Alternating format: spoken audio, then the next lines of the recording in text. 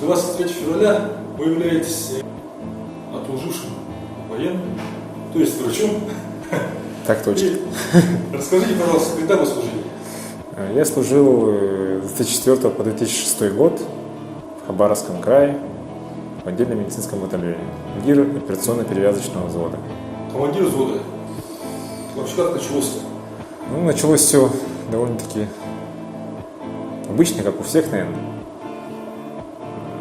Пришла повестка с военкомата, пришел человек, как говорится, да? Ну, там, не знаешь, обычный человек или пациент. Обычно пациенты приходили, спрашивали, ну и сказали, кто Слепцов Алексей Петрович? Я поднялся, говорю, я. Ну и мне просто вручили эту повестку. Подпишитесь. Подпишитесь, ознакомлены, вот, и ждем вас. А какой район? Амяконский район. И что, единственный хирурга забрали? Нет, почему я не единственный хирург был. С призывного возраста в то время подходил только я. Мой главный врач, конечно, хотел меня отмазать. Сказал, что давай, пока не торопись, не ходи в военкомат. В общем, мы все уладим, ну, как обычно в районе бывает. Производственная необходимость, туда-сюда, да.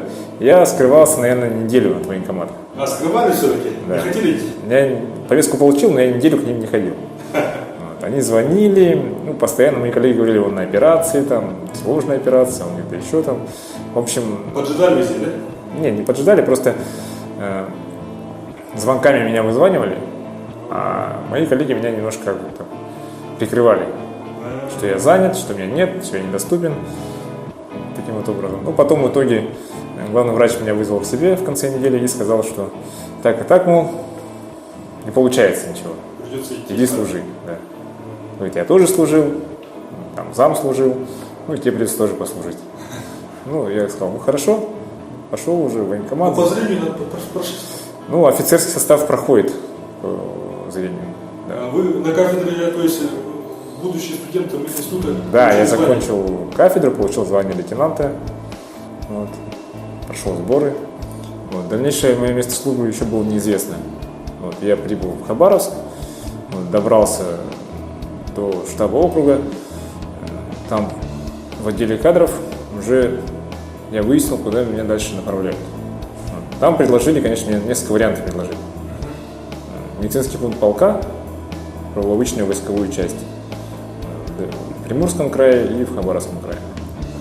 Ну, будучи как бы уже оперирующим хирургом, я попросился, чтобы не терять квалификацию, чтобы меня направили именно в действующий отдельный медицинский батальон или в госпиталь, где есть работа для хирурга. Жите при штабе, ну, при округе, да, вот, меня оставили там ночевать, и вечером ко мне вот в комнату подселили парни, оказалось, что тоже якутяне. С Нерингой, Шкинев Виктор. Вот. Он стоматолог. Где-то через год нашей службы, да, к нам еще присоединился один якутянин, это Амосов Михаил Егорович. Детский анестезиолог, да, увеличивали объем оперативных вмешательств за счет того, что могли проводить под проводниковой анестезией. Мы делали травматологические операции на конечностях по необходимости, да, если открытые депозиции, ну и плюс грыжи паховые и варикоцель. Перелом ключицы был, да, один был боец у нас, мы его оперировали. Кстати, боец тоже был в Якутии, да, ну так получилось. После уже службы я его встретил в городе. Да, все нормально работает, все хорошо. Ну так, посмеялись, поспоминали. То есть вы пластину ставили? Мы ему поставили. Там была сложная конструкция, какая-то пластин у нас не было. Поставили спицы и циркулярным, да, швом, проволокой. Ну, конечно, анестезия была проводниковая, и, видимо, были какие-то нюансы, но он немножко чувствовал. Нет, уставных отношений, дедовщины, в принципе, не было. Офицерский состав, ну, как бы, приравнивался к офицерам-контрактникам. То есть зарплата у нас шла с ними наравне, просто у нас срок службы меньше. 2 года. Офицеры-срочники, то есть называют еще двугодичники или пиджаки, называют, да, в армии. То есть те, которые призвались с гражданки на срок службы. Они проходили военные сборы.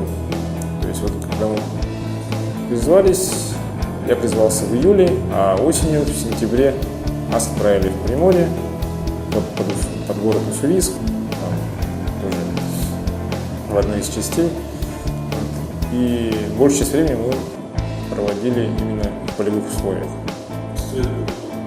Стрельбы были, да. У нас как бы был так называемый курс молодого бойца в течение 2 месяцев. То есть из нас, гражданских, делали военных специалистов.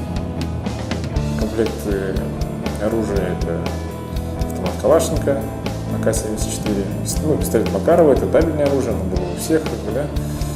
Потом винтовка Драгунова, да, снайперская винтовка. Из РПГ мы стреляли, да. Вот, с подствольных гранатометов, ну это все на стрельбах. Вы жалеете? Да нет, не жалею. А потери времени, возможно, можно на смерть выдать через это время? Ну, конечно, я до того, как был призван в армию, у меня были планы пойти в ординатуру, там как-то освоить какую-то уже узкую специальность, да. Ну, в итоге у меня все это получилось, но просто немножко с опозданием. Но я все равно не жалею о проведенном времени, потому что определенный урок все равно армия дает.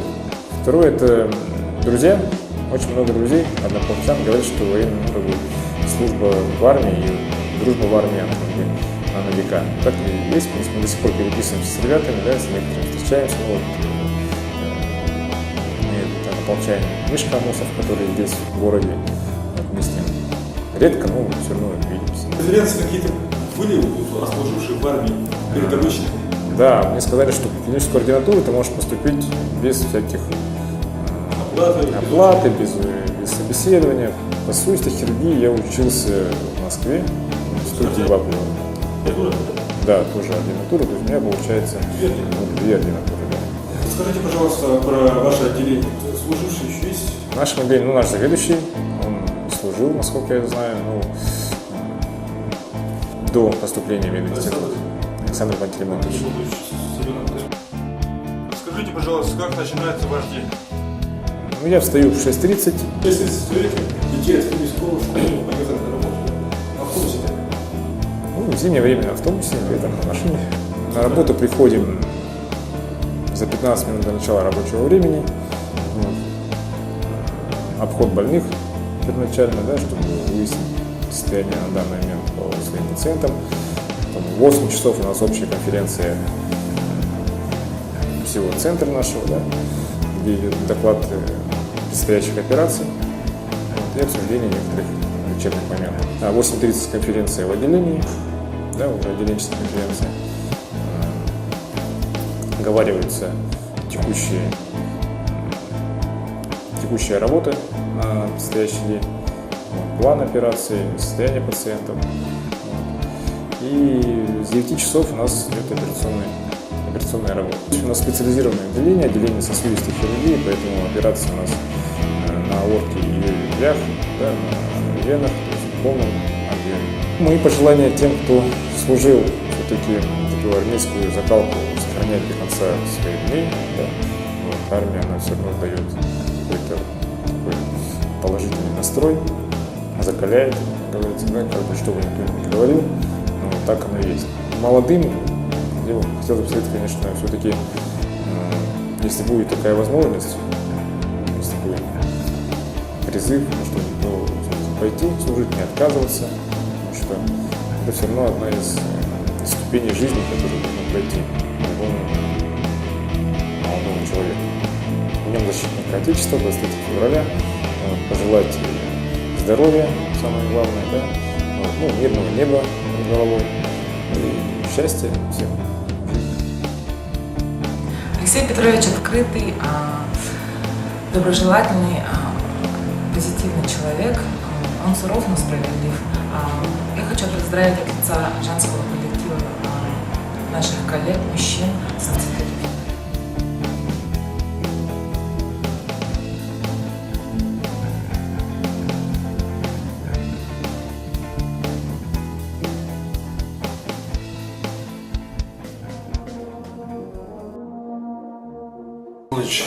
— 23 февраля. Спасибо, вас также. Расскажите, пожалуйста, о том, где вы служили. В 1983 году я поступил, и в 1984 году как раз сняли бронь со студентов высших учебных заведений.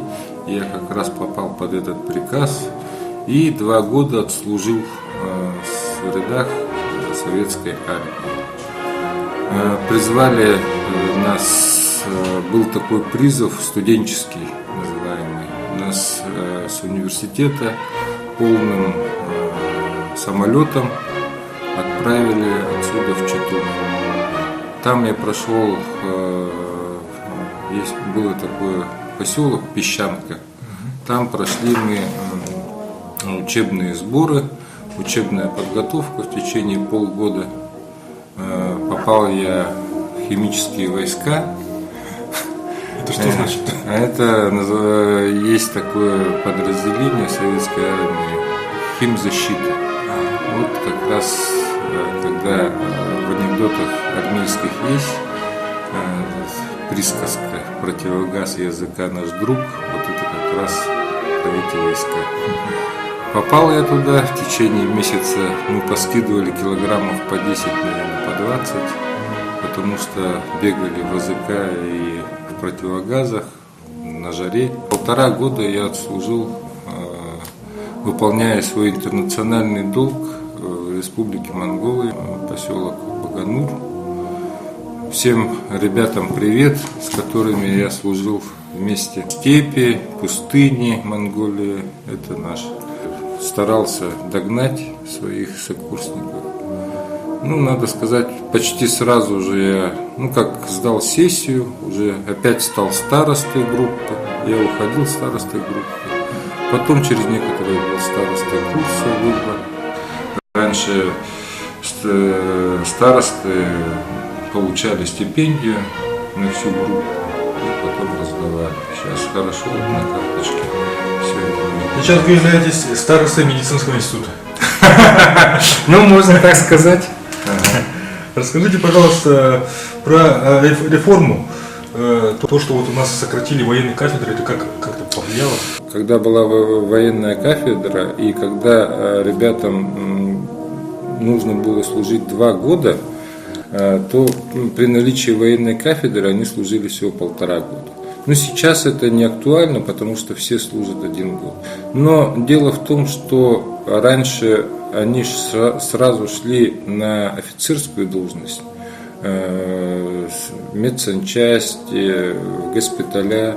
А сейчас они, не имея воинского звания, идут, можно так сказать, в средний комсостав медицинских служб. То есть медбратами фельдшера? На уровне фельдшера. Но потом они там какое-то время дополнительное проходят, стажировку и так далее, и могут уже офицерские звания. Не дай бог война случится. И что вот мы, например, хирурги, реаниматологи, анестезиологи... Если случится война, Назар Иннокентьевич, значит все медики, они так или иначе военнообязаны. Они будут выполнять ту же роль, что и выполняли во время всех войн медики. Они будут спасать жизнь. Хирурги будут стоять за операционными столами, терапевты, врачи будут оказывать также медицинскую помощь, также в медсанчастях, в госпиталях. Дело в том, что медики изначально, у них вся подготовка, можно так сказать, она самая, что ни на есть, военная. Во время войны только усилиями медиков были возвращены в строй, если не 3/4 войск, половина уж точно. У меня, например, 5 дядь воевало, они все пришли с нашивкой. То есть это люди, которые непосредственно им оказывалась медицинская помощь, и они вставали в строй. От качества медицинской службы зависит и боеспособность армии. И в этом отношении, я думаю, вот то, что сейчас геополитические моменты освоения Арктики и так далее, будут непосредственно касаться именно медицинской части, как правильно оказать помощь в Арктике. Вот недавно показала ситуация, вы как раз ее очень хорошо осветили, о спасении при авиакатастрофе самолета. Выехали, можно так сказать, гражданские врачи и оказали квалифицированно и вовремя всю медицинскую помощь. На местах в Булунском улусе те же самые выпускники, которые, можно так сказать, не особо-то и проходили военно-медицинскую службу, но они все правильно сделали по всем канонам военно-медицинской доктрины. Это является доказательством Это является боеспособности. нашей боеспособности, о том, что медики в своем отношении все сделают так, как нужно. Хорошо, и ваши пожелания? Всем своим коллегам, врачам, медсестрам пожелать мирного неба над землей. Здоровья, чтобы вы никогда не уставали, чтобы вас все время сопровождала ваша семья, любимые были рядом, и чтобы вам было кого защищать,